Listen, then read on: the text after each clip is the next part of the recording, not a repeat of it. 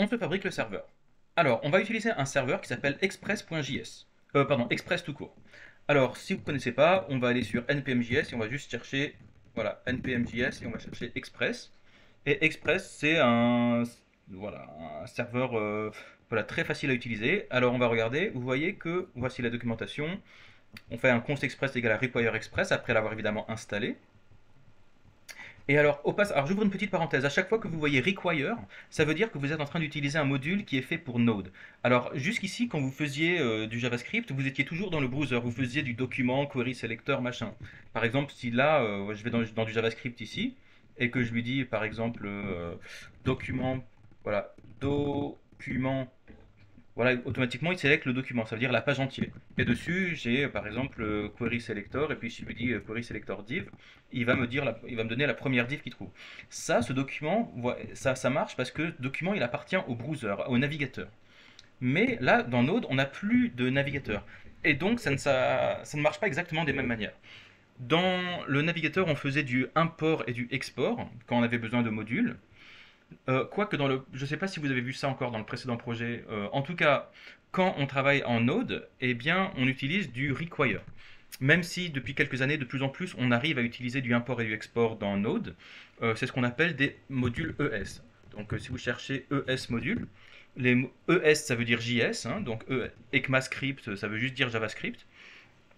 Et donc les ES modules, c'est une manière d'importer des modules avec du import et du export, et ça marche des deux côtés, aussi bien sur Node que sur le browser. Alors vous verrez ça sans doute dans le futur. En attendant, moi je veux plutôt que vous utilisiez l'ancienne manière, que vous compreniez vraiment qu'il y a des modules différents. Et donc on va plutôt utiliser require. Et donc require, ce n'est pas pour les ES modules, c'est pour ce qu'on appelle des CommonJS modules. Donc à partir du moment où vous voyez require, vous savez immédiatement que ça c'est un package qui est fait pour le Node. D'ailleurs, quel que soit le package que vous regardez, posez-vous toujours la question, est-ce que ça c'est un package pour Node ou pour le browser? Imaginez demain, vous avez envie de fabriquer du PDF, vous allez trouver une librairie ici sur npm.js qui peut vous générer du PDF. La première question à vous poser, c'est est-ce que c'est pour le browser ou Node?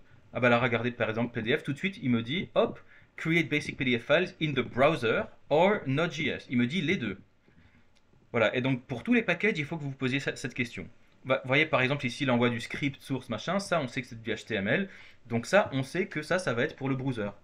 En dessous, je vois du require ici et je vois qu'effectivement c'est pour Node.js.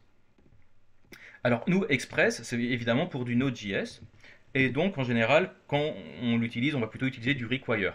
Même si je pense qu'on pourrait utiliser ça avec du import-export et donc du IS module. Alors, on va voilà, faire const express égale require express. Et donc, apparemment, express, il va. Bon, on va juste suivre la doc. npm install express, alors allons-y. Donc, on va ouvrir un nouveau browser ici. Ah non, on va tuer plutôt notre console. On va faire npm install express. Et comme à chaque fois qu'on installe quelque chose, on va tout de suite dans le package.json voir s'il a bien été installé. Parfait, je vois que maintenant j'ai un Express qui vient d'apparaître dans mes dépendances. Je vois qu'il m'a donné la version 4.18.2, ok, donc on est en Express 4. Et je vois que j'ai un autre module qui vient d'apparaître avec toutes les dépendances de Express. Vous voyez que Express utilise beaucoup de dépendances aussi, hein. Parfait, maintenant comment est-ce qu'on fait pour le lancer? Alors déjà on va relancer notre script, npm run dev. Et puis on va tout simplement copier-coller ça. Hop, à la place de console hello, on va copier-coller ça. Alors comment ça marche? Je vois qu'il me dit const express est égal à require express. Alors autrement dit, donc il va importer ce express maintenant qu'on l'a installé dans notre node module. Donc ce express maintenant, si je veux le loguer, vous voyez que voilà, c'est tout un objet qui contient énormément de paramètres et de machins différents. Très bien. Et ensuite, donc, il a un export par défaut qui apparemment est une fonction, puisque on peut l'appeler ici avec deux parenthèses, et donc le retour de cette fonction, ce sera quelque chose qu'on va mettre dans une application qui s'appelle app. Donc là, on va loguer notre app. Qu'est-ce que c'est que cette app? Alors je vois que cette app, voilà, je vois qu'elle a une propriété settings, je vois qu'elle a une propriété unsubscribe, genre je sais pas ce que c'est que tout ça, hein, mais je vois que c'est une app avec beaucoup de propriétés dessus. On va en utiliser quelques-unes. Voilà, voici notre app ici. Excellent. Alors je vois que sur cette app, il y a notamment une propriété qui s'appelle get. Alors normalement, on devrait pouvoir la voir ici. Je suis sûr que si je cherche ici, hein, je vais faire un CTRL F get. Voilà, on l'a ici. Et on voit que ce get, c'est une fonction. Très bien. Effectivement, c'est une fonction get, puisque je vois qu'il y a une parenthèse ici et une parenthèse là. Donc, ce get, on voit que c'est une parenthèse et on lui a passé quelque chose. Et ensuite, je vois qu'il y a effectivement une propriété listen. Effectivement, je suis sûr que si je regarde là-dedans, j'aurai un listen. Voilà, j'ai bien un listen là. Donc, en gros, c'est comme ça qu'on utilise notre serveur. Donc, on se fabrique notre app en invoquant la fonction express. Et ensuite, là, je vois qu'on lui a passé. Alors là, c'est peut-être pas très facile à comprendre. On va refactorer ça un petit peu plus tard. Et là, on a app.listen 3000. Alors, c'est quoi 3000? C'est le numéro du port. Alors, au lieu de hardcoder comme ça, le 3000, je vous conseille plutôt de le mettre dans une variable ici. On appelait ça 3000, comme ça. Et puis, le port, on va le mettre ici. Voilà, c'est un petit peu mieux. Et alors, ce get, comment est-ce qu'on va le refactorer? Pour que vous compreniez bien, en fait, vous voyez que ce get, il accepte un argument. Il accepte une fonction qui accepte deux arguments. Le premier, ce sera un chemin. Vous voyez que c'est une string. Puis, il y a une virgule. Et donc, le deuxième argument, tout ça, c'est le deuxième argument qui est une fonction. Et en gros, ça veut dire à chaque fois que quelqu'un fait une requête get sur le chemin slash, donc autrement dit à la racine, eh bien, on va exécuter une fonction qui renvoie hello world. Pour que vous compreniez mieux, tout ça, je vais plutôt le mettre dans une variable. Donc, on va appeler une fonction ici qui s'appelle, je sais pas, say hi.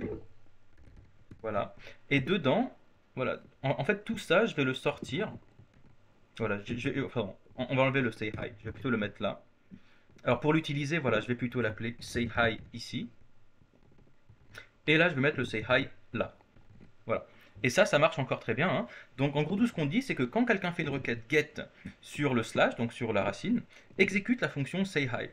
Et alors c'est quoi say hi? Bah, c'est une fonction, et comme toutes les fonctions, Express va l'appeler avec deux paramètres. Il va lui passer la requête et la réponse. Le premier paramètre, ce sera la requête, le deuxième, ce sera la réponse. Et donc, par exemple, alors avec la requête, vous pouvez voir ce que l'utilisateur vous a envoyé, et avec la réponse, vous pouvez renvoyer une réponse. Alors comment est-ce qu'on fait pour le tester ça? Comment est-ce qu'on sait si ça marche? Eh ben, on va envoyer une requête. Alors, votre navigateur, il envoie des requêtes GET, mais voilà, je pense qu'on pourrait aussi envoyer des requêtes sans avoir besoin du navigateur. Moi, j'aime bien utiliser une extension ici qui s'appelle REST Client. Très bonne extension. Voilà, on va la chercher là. REST Client, voilà, c'est une extension qui vous permet d'envoyer des requêtes en restant dans VS Code. Voilà, blablabla. Donc pour l'utiliser, on va se fabriquer un fichier .http. Donc je vais l'appeler par exemple request.http. Et puis dedans, on va dire, alors je veux faire une requête get sur, alors c'est quoi l'adresse locale? Bah, c'est localhost, hein, http://localhost. Localhost. Le port, il ne faut pas l'oublier, c'est 3000. Voilà. Et c'est tout. Je vais juste faire une requête get sur http://localhost 3000. On va faire une requête get, on send le request, et hop, automatiquement j'ai une réponse 200 OK, et qui me dit ah, ah, c'est peut-être pas le bon port. C'est quoi ce point? Où est-ce qu'il est mon hello world? Vous voyez que là en fait il m'a chargé la React application. Il est en train de. Là il a essayé de choper mon serveur React. Ça veut dire que je suis peut-être sur le mauvais port. Ok, c'est intéressant. Ah bah oui, attendez. Bah oui, c'est mon React qui tourne sur le port 3000 déjà. Ah, effectivement, donc comment ça se fait que lui il me dit pas Ah, il a. Alors quand vous faites un app.listen, vous pouvez lui rajouter une deuxième fonction qui est de dire que tout va bien. Donc on va lui rajouter une fonction.